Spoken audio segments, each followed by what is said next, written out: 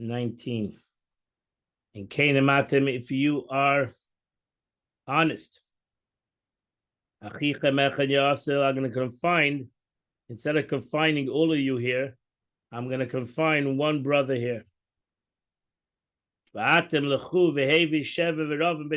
you go up and bring over the grain for you to the hungry family. Rashi says, in which you are now imprisoned, I'm going to put the one person. You go up to your father. Rashi says, what you have purchased for the hunger of the members of your family. And your younger brother. You should bring him to me. And we'll see if your words will verify your words. And you won't die. Vayasu Kele did that. And Rashi says, Vayaminu, let them be confirmed that they're fulfilled like Amen. When you say Amen, so that's the word Amen connected to the word Vayaminu. Amen comes to the Kol Emunah. Amen. That's true. Vayemi Shalachim, and each one said to his brother, Avel Hashemim, we indeed are guilty. Anachnu alachinu, on our brother. Ashari'inu tzaras nafshe, which we saw the pain of his soul. When he cried to us, Leishamanu, we did not hear Al Kain Ba'aleinu Hatzara Azais, and therefore this tzara came upon us. Now she says, Avel, in truth, Tiger Bekushta, truth, Ba'aleinu, time of a base, over here that the expression is there's a dogish in the base. Of course, it's talking about the past. Vayan Reuven Esau Lamer, and Reuven said to them, I told you, Lamer saying, Al techtu b'yeled, do not sin against this child. Well, they shamaytem, and you did not listen. The gam is done, and his blood is being demanded. That says the Yehuda word S, the word denotes inclusion.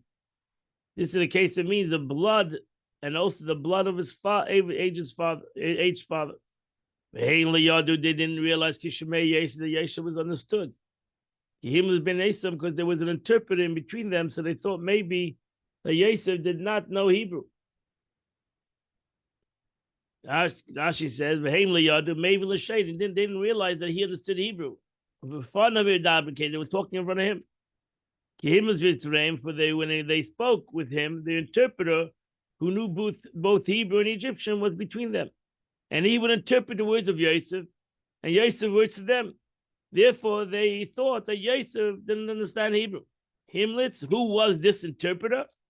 Rashi brings down the Medrash. The Medrash says this was Menashe. Menashe, the son of Yosef, whose father taught him Hebrew, and he was in Egypt, so he knew Hebrew in Egypt. And he turned away from them. And he cried. Then he returned back to them. He took Shimon, and he locked them up in front of their eyes. Rashi said he didn't distance himself from them, so they would not see that he was weeping. Because he heard them that they were remorseful. As Shimon, he was the one who cast him into the pit. Shimon was the one who threw him into the pit. It was he who said to Levi, behold, the dreamer is coming. So therefore he took Shimon, separated Shimon. Another explanation, Yosef intended to separate him from Levi because the two of them always can come together and they come up with some kind of idea of how to destroy Eretz Mitzrayim. But Yosef's name, he imprisoned him only before his eyes. But as soon as they left, he released him. He gave him a beautiful place in the palace. Itzav Yosef, and then Yosef commanded. And body filled up their vessels with grain. Then give him back the money that they brought. Each one person into his sack. And he gave them also provisions for the way. And that's what they did.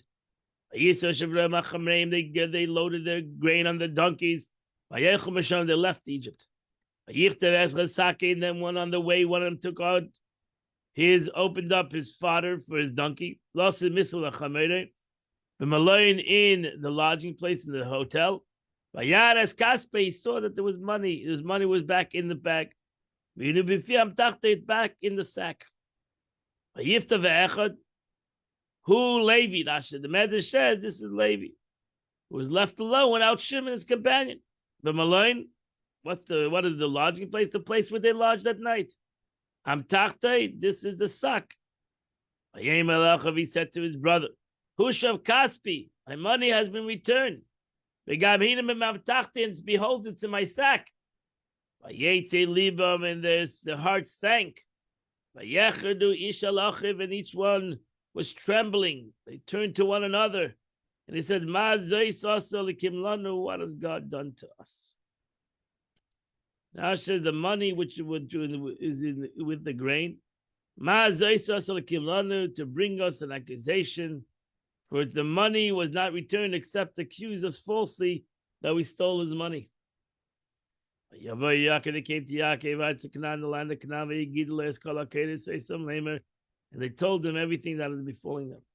The man who is the Lord over the land spoke to us harshly. He made us like spies. It's honest, like we're spying the land of Egypt. We told him Canaan, and after we told him we're honest. We are never spies. We are 12 brothers, but they are Vina for one father. One of them, we have one brother that's lost, and we have a younger brother that's with his father in Canaan. And the man told us, Adniad is the root of the land. Which this I'll know, that you're saying the truth. Let's keep one of your brothers. And take all the food for your hunger. Verse 34, I want you to bring a younger brother. You lied to me. And they will know that you're not spies. You are telling the truth. As we'll give you your brother, I'll give you your brother, and you will be able to travel around the land. Now says you may go around. Likewise, every expression of seichlim, hammers, is based on the fact that merchants travel around and look for merchandise. Verse 35, and they came to pass, they were emptying their sacks. And behold, each person's bundle of money was in the stack. They saw the bundle of their money. Also the father saw that, and they became frightened. Now, she says, his money. Yaakov said to them, Yaakov the father said to them, you have bereaved me. Yosef Yosef's not here. Shimon ainena, now Shimon's not here. You won't take my Benjamin. All these troubles have come upon me. Now she says, the teachers, they suspected him. Perhaps he killed Shimon, like they killed Yosef. She called him. Anyone who has lost a child is called a shaka, bereaved. And Reuven said, my two sons will die. If I won't bring Benjamin back to you. Put him in my hands, and I will bring him back to you. And he said, so Yaakov said, my son will not go down with you. His brother died. Joseph died. And he is left alone. And a misfortune will befall him on the way. On the way you're going. And I'll bring down my gray head, the sorrows to the grave. Now she said he didn't accept Reuben's offer because he said, my firstborn is a fool. He offers to kill his sons, Are they his sons, not my sons? What does he consider his children? My grandchildren, not my children. Verse chapter 43, verse number 1. By Harav covered bodies, but the hunger was severe in the land. As they came to pass, they finished eating the grain, which they brought down from Egypt. And he turned to them. The father turned to him and said, you got to go and get some food. Now she says, Yehuda said to his brothers, wait to the old man until there's no more bread in the house, and maybe our old father Jacob would realize that we need another option. They stopped render karsifiku when the camels have finished drinking, which means when they had drunk to their fill and the ending of their drinking. So Yehuda said to his father, the man warned us repeatedly, saying, do not see my face without your brother with me. Now she says the expression hoid, two double expressions. It's an expression of warning. Since a warning is usually given in the presence of witnesses, that's why it's a double expression. Hoid, there's two witnesses. Without, you shall not see my face without your brother being with you. Uncles, however, renders except when your brother is with you. He explains the verse according to the context, but he was not precise in the translation according to the language of the verse.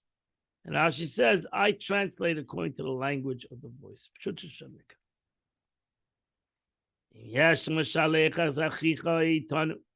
If you send your brother with us, Venerda will go down, Venishba will bring some food back. If you're not sending Binyamin, we can't go down.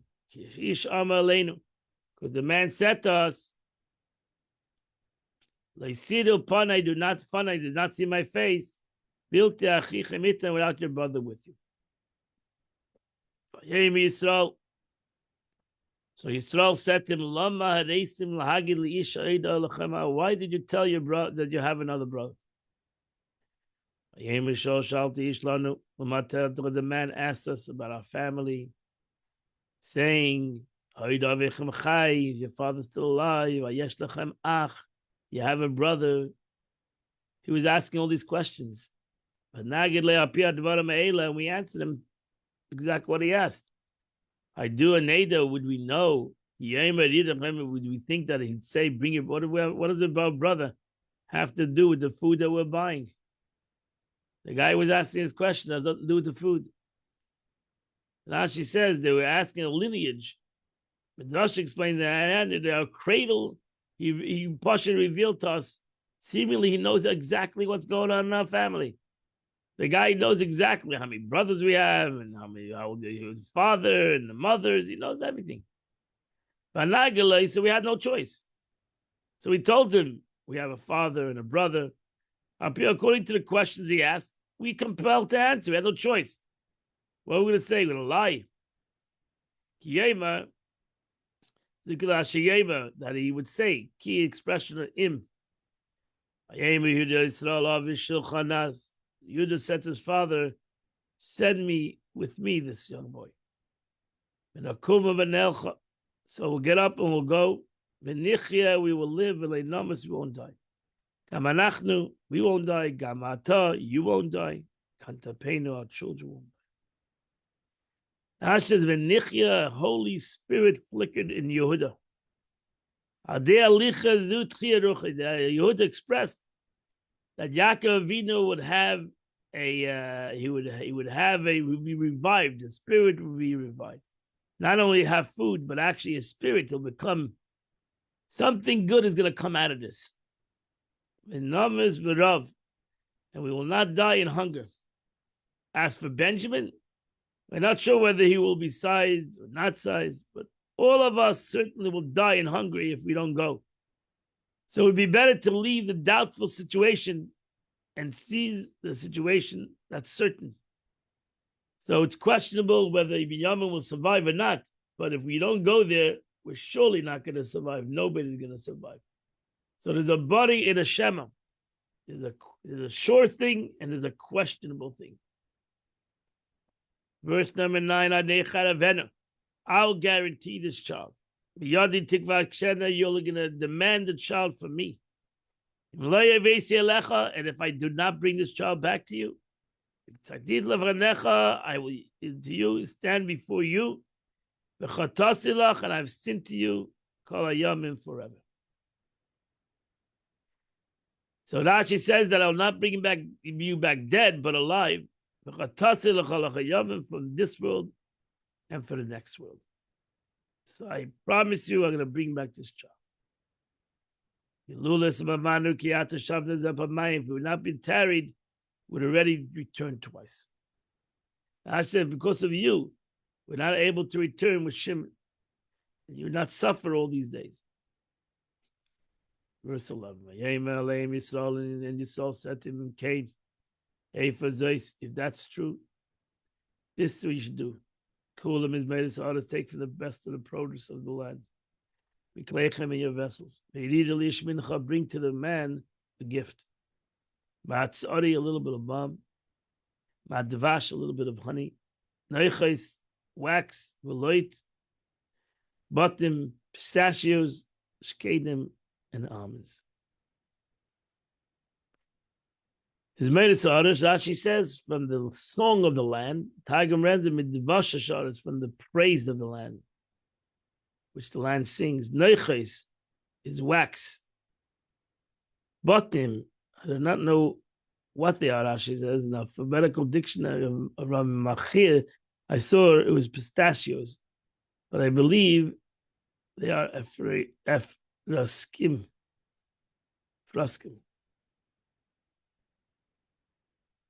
The Kesef Mishnah Krubi Etchem, and take double the money in your hands. It's a Kesef Hashim Etachta Etechem Tishuvi Dechem, take the money that was in your sacks that you brought last time. Ulei Mishkahu, perhaps it was an error. Actually, it says Pishtain Kiddush, take double the amount you took the first time. Kubi Yatchem, to purchase food, perhaps the price has risen. Uli Mishku, perhaps they pointed over the house, inadvertently forgot it. Take your brother Binyamin, go back to the man. May the Almighty grant you compassion before the man. It'll send back your brother, your other brother, Binyamin, also Binyamin will come back. For me, as I'm bereaved, I'm bereaved. She says, Kel Shakai, from now on, you're lacking nothing but prayer. Behold, I'm praying for you. El Shakai, who granted mercy, who grants of mercy is sufficient. Shakai, Shindal Yud Shaddai, who is sufficient powers to grant, may he grant you compassion. This is a simple meaning. In the Medrash interpretation, however, it may be, may he who said the word enough, Shaimadai, say to our troubles enough. For I have not enjoyed tranquility since my youth. I endured the troubles of Lavan, who tricked me, pursued me in desires of killing me, troubles of Esav, who wanted to kill me, the troubles of Rachel, who died in childbirth, the troubles of Dinah, who was violated, the troubles of Joseph, who disappeared, troubles of Shimon, who was in jail, troubles of Benjamin, who demands that I send him. So I have been thus troubled my whole life. May God be there, say enough to these troubles, he will release to you. And the tiger renders the mean, he will release you from the bonds. Expression, he shall let you to freedom. As Achechem Zeh Shimon. Achar Ruach HaKodesh Nizuk. Over here, he said a word of prophecy. Because the Achar meant Yosef, included Yosef. Vani, until you return, I'll be bereaved out of doubt. To Joseph, Kasher Chalti, from Joseph and for Shimon, and I'll be bereaved for Benjamin. Verse 15. And the men took the gift. Azois, his gift. The Mishnah Kesem, the extra money, the other took in their hand. Binyamin, and when they went with Binyamin, by Yakumu, they got up. By Yerdu Mitzrayim, they went down to Egypt. By Yamdu, Yosef, and they stood before Yosef. Now she said, Targum says, they led Binyamin away. Uncles was not satisfied with the word Nisid, they took, but added the word they led away. That's because the expression taking money and taking a person are not in the same in Aramaic. Regarding the thing taken in the hand, it's v'nasiv, but something taken by getting the person to go, we translate it as Dover by Yamdu. I mean, Binyamin, by Yikurim, Zayis, Mishnah, B'Yadam Lachchu. Rashi's body with the word Lachchu, and therefore doesn't make sense. They took Binyamin in their hands. That's what it says. They spoke to Binyamin, they led him away with words, convinced him to go. We should realize Binyamin this time, even though the Torah compares him to a lad, he was married with 10 children already, so he was not. He was a man that had a family. Just couldn't take him against his will either. Holding in the Chitas on chapter 4. Alter Rebbe, chapter 4, Tanya. Alter Rebbe is talking here about the Levushim, and he explained that even though the Torah that goes in the machshava of a person, and dibur of a person, and mitzvahs that go into the action of the person are called levushim, they're called garments. Nevertheless, they come from a higher place than the neshama itself, because they come from the ratzon, the chachma of the Eibishter. And if you understand what the ratzon, the chachma of the Eibishter is, you'll understand that they come from extremely a very high place, higher than the neshama itself, come from the God itself, as he brought on the Zohar, that says that the Eibishter, his wisdom is one. Now the Alter Rebbe continues, that's where you find that Torah is compared to water. Why is Torah compared to water?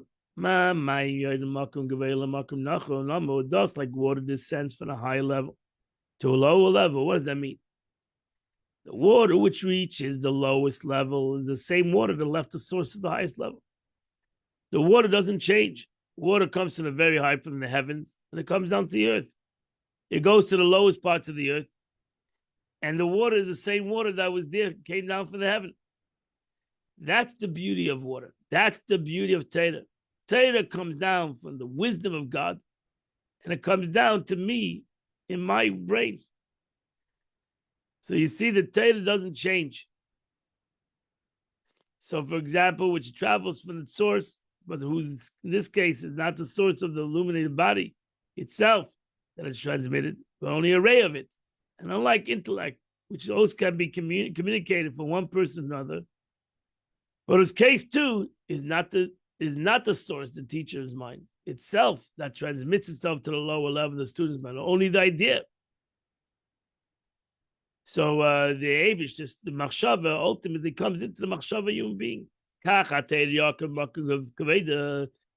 if you find the analogy of water, so to the Torah descends from a place of glory, meaning the lofty spiritual planes, which is its source, which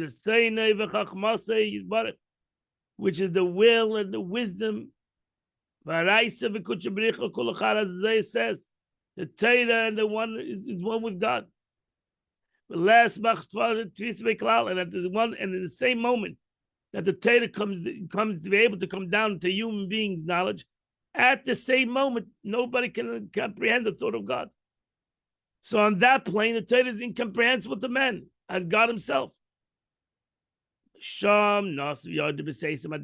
then this Torah comes from the wisdom of God, which is higher than any thought of man, and it comes down and it journeys in the descent through hidden stages, stage after stage, and what's called in Kabbalah the shtalshlus of the world, Seder shtalshlus, like a chain-like order of interconnected spiritual worlds. This is explained fully in chapter 2. And Torah descends through all these levels.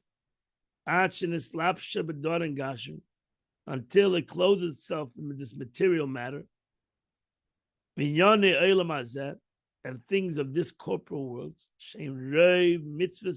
which is comprised nearly of all the Torah, all its commandments and its laws. So nearly all mitzvahs involve material objects, tzitzis made out of wool, tefillin made out of leather, and so on.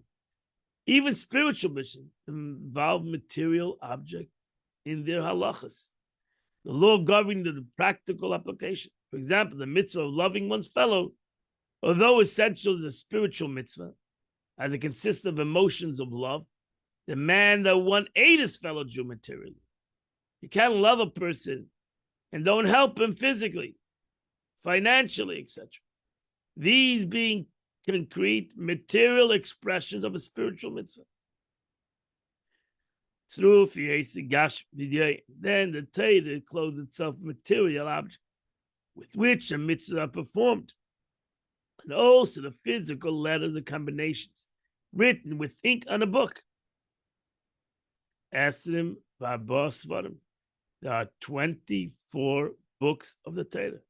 Torah, Nevi'im, Ksuvim, Tanakh. I mentioned above, the letters and the words contain holiness of God's will and wisdom. So in the word itself, it's called Lashon Kodesh, called a holy language. So the Eibishter comes down into a word, to a pasuk. Why did he do that for? So Torah went to great descent, so that every human thought is able to grasp him. So even in speech and in action, which is lower than thought. So the Eibishter comes down not only in thought, he comes down in speech, words of Torah, and ultimately in a mitzvah. So that we'll be able to perform commandments in speech and action. Now, since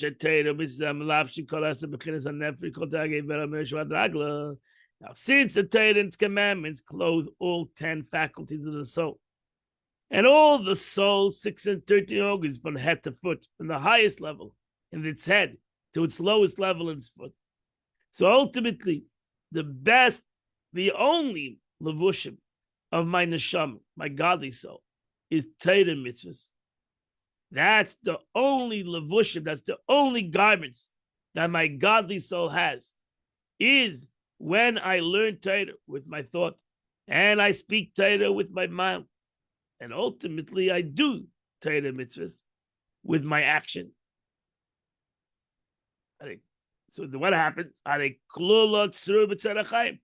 So then the soul is truly, completely bound with God in the bond of life. And the light of God envelops. And it closes it from the head to foot.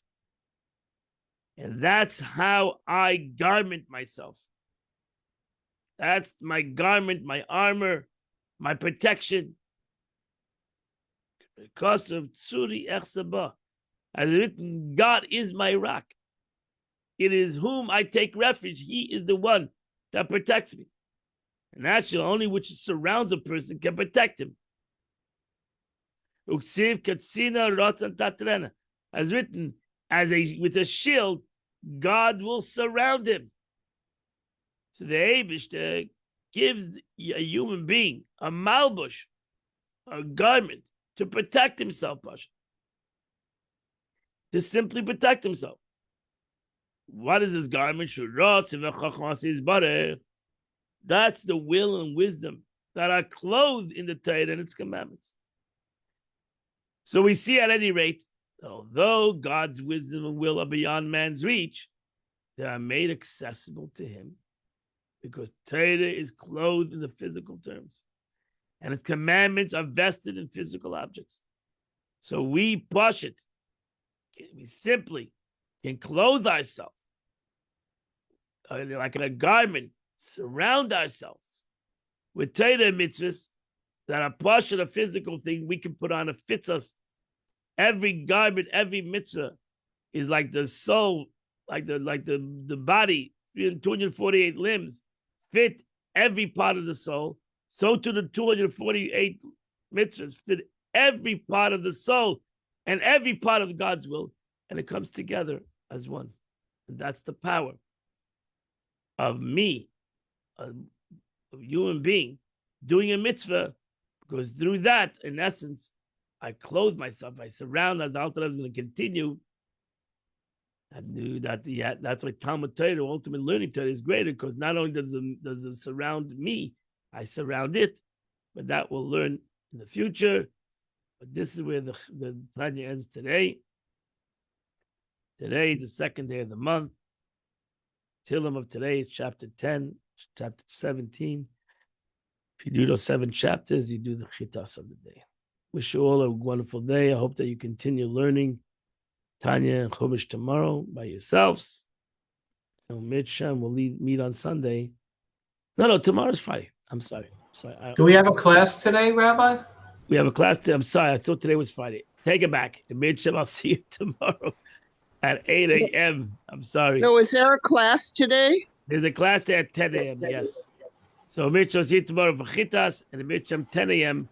we will learn a Sikha of the Rebbe, either here, on Zoom, on Torah Direct. We'll learn a Sikha of the Rebbe to the Pasha of the week.